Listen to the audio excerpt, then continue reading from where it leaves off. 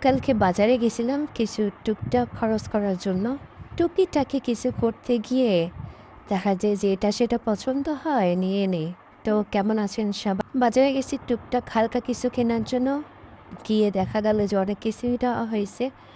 ৫-১০ হাজার টাকার বাজার করলে মনেই হয় না যে বাজার করলাম। ছেলের পছন্দের ড্রাগন নিলাম, আমার কিছু জামার কাপড় নেওয়ার ছিল সেগুলো নিয়ে নিলাম। ওর বাবার লুঙ্গি নিলাম। আমার ছোট ভাতিজি হয়েছে, তার জন্য একটা জামাও নিয়ে নিলাম। কিছু সবজিও নিলাম, সবজি বাজারে তো আগুন লেগেছে। ধনিয়া পাতা, শসা, বইকচু নিয়েছি। আর ছেলের পছন্দের এই তো নানান গ্রিল। এসেই সে খাইতে বসছে, এত পরিমাণ পছন্দ তার। আর আমার ডালপুরি পছন্দ, তার জন্য আমি ডালপুরি নিয়েছি। আজকে আমাদের রাতের খাবার এগুলোই, আমি আর রান্না করবো না। এগুলো দিয়ে আজকে রাতের খাবার। প্রচণ্ড পরিমাণ গরম, এই গরমের মধ্যেও বাজারে গেছি। তো কেনাকাটা করতে ভালোই লাগে, তবে মানিব্যাগের স্বাস্থ্য তো একদমই কমে যায়।